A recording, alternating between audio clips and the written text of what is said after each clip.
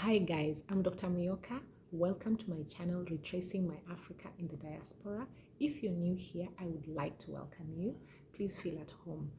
And of course, if you're a returning subscriber, Karibu Sana. I'm happy that you have committed to being here and watching my videos and supporting this channel.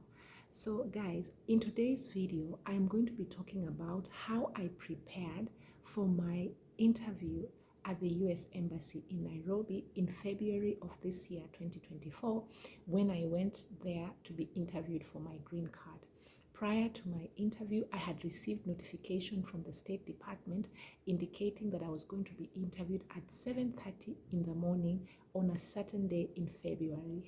I don't intend to tell you what day that was, but anyway, in February of 2024, which was earlier this year. So upon receiving this notification, I began earnestly preparing myself. And there are three ways that I went about preparation, and I'm going to discuss these three ways one after the other. Number one, I prepared by doing research on how to ace an interview at the US Embassy. Number two, I began to gather the required documentation. If I didn't already have this documentation, I was quickly trying to find the right documents. And number three, I did what I call a mock self-interview. Yes, those are the three approaches I took.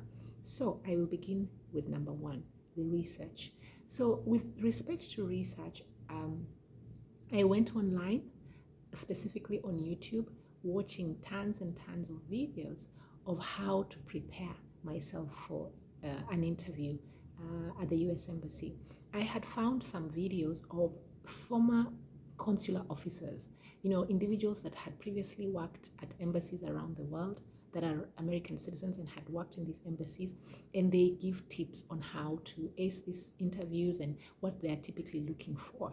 So I did that. I also watched a lot of Brit Simon videos, of course. Most of you may know who Brit Simon is. He discusses issues around the DV lottery, and he's an expert on the topic. So I would watch a lot of his videos. Going back to the videos on the consular officers and the tips they were sharing, one of the tips that I found very useful was they talked about the red flag. Their advice was that you need to know what your red flag is, because consular officers are usually looking out for that red flag, something that would cause them to be concerned about you and your application. And so for me, I knew what my red flag was. I thought about it, and I knew my red flag was going to be my name or my names. Muyoka is my middle name, but I have a first and last name. And so the reason why this name was an issue, or my names were an issue, is because on my passport, which is my legal travel document, I don't have Muyoka on it. I only have my first and last name. And then during my application for the green card that I did in 2023, I think it was. No, in 2022, I believe. When I was applying for the green card, like when I entered the lottery, I used all my three names. My first name, then my name Muyoka, and my last name. Now, you see, at the embassy, I was going to be having a situation where my DS-260 form has my three names and my passport has only two names. So that was only one part of the red flag. The other red flag about my name is that my first name had, on some documents, it was spelled with a double syllable. On my passport, it had a single syllable. And I'm the one that changed this over time. Like, as I was getting older, I preferred a shorter version of my name. So this is something I was concerned about. And I knew that this may be a red flag. I don't know what your red flag is. I don't know if your red flag is your name as well, or if it's something else. Whatever it is, I would highly suggest that you prepare yourself and know how you are going to respond to this issue. Okay? So I was doing this research, learned about the red flag, and began preparation. I also had mentioned about gathering documents. By the time I received my notification that I would be having an interview, I would say I had most of my documents, But there was one critical document I did not have, which was my secondary school certificate. I didn't have it because I lost it many years ago. And I had been, I tried to apply through the Ministry of Education to get a replacement, but, it took longer than I had anticipated. And this created quite a bit of distress for me, by the way, you guys. So I would highly suggest, if you are applying for a green card and you're scheduled for an interview, or you are on that path right now, please make sure that if you have any documents that need to be replaced, make sure that you work on this early enough. Don't wait until the last minute, because sometimes you never know what you'll find at a government office. You might find a queue, it might be very busy, and they might take long to get back to you, because that's what happened to me. It became very dramatic in the end, because I now was, oh my goodness, I couldn't get my school certificate on time. So that's one of the lessons I also learned. So I've talked about the research, I've talked about gathering the right support documents. And by the way, guys, I've done a video on support documents that you will require if you're going to be going for an interview at the US Embassy for your green card. Please check out my channel. You'll see that video. It'll be very helpful. You'll find good tips there to help you prepare for your interview at the US Embassy. Number 3, I did mention the mock interview, self-interview. So I decided to just interview myself.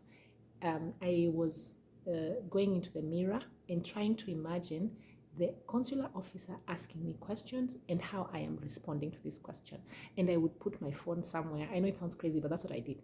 I would put my phone somewhere and record myself responding. Then I would, when I was done with the self-mock interview, I would replay the video and see if I was satisfied with how I was responding and my behavior.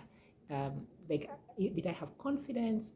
Something like that. I was assessing myself, essentially. Sounds crazy, but that's what I did.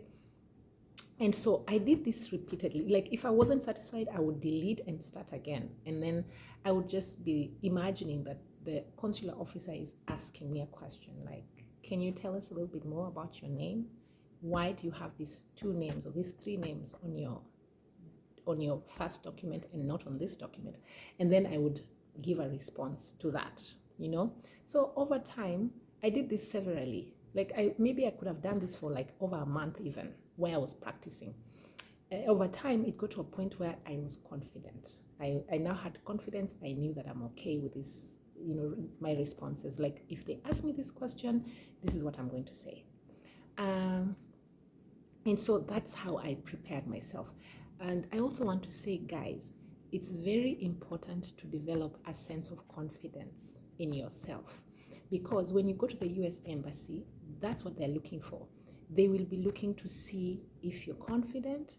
That's what tells them if you're telling the truth as well, the level of confidence you have. Yeah, please always make sure that you tell the truth. For me, when I went to the US Embassy, I just told the truth. I did not veer off and start telling them stories. I told them the truth, nothing but the truth.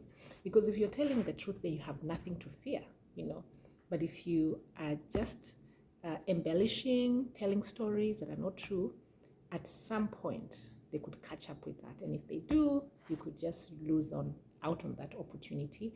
And getting green card is such a great opportunity. It is one that many people dream of. So you don't want to screw up by, saying something that is not true. Yeah.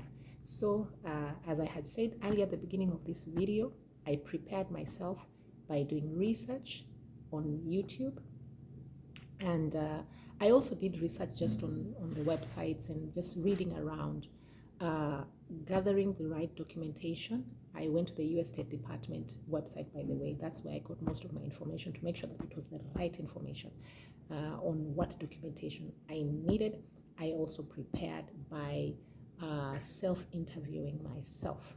And I didn't also tell you this, but I'm somebody who believes in prayer. I was raised by my grandmom. She was a very prayerful person.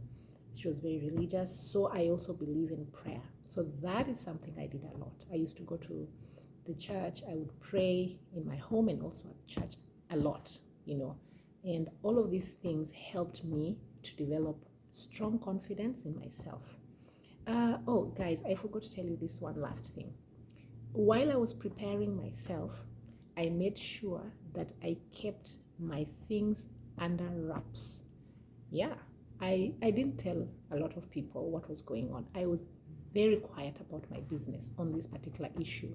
I would interact with people, I would sit with friends, I would go out and in different places, and I was in interactions with individuals in my neighborhood, at the church, in different spaces, but I would never mention to them what I was planning. I didn't. I kept it to myself because you don't know what is going to happen at the US Embassy. My advice is to keep it to yourself. There will be a right time to tell. But when you're preparing, there is no need to do any of that. That was my take, that was my approach. I kept it sealed under wraps. So, guys, I hope this video helped you in some way. If you also had an experience at the US Embassy that you think might be helpful and you're watching this video, please drop some of those comments in there, down there in the comment section. Help somebody out that may be needing help. And I would also want to say, if you have any questions, feel free to ask me in the comments. Also, check out my website. My email address is there. You can send me an email and ask me. If I have an answer, I will give the answer. All right, guys. Hope you're well wherever you are in the world. Take it easy. Until next time. Bye-bye.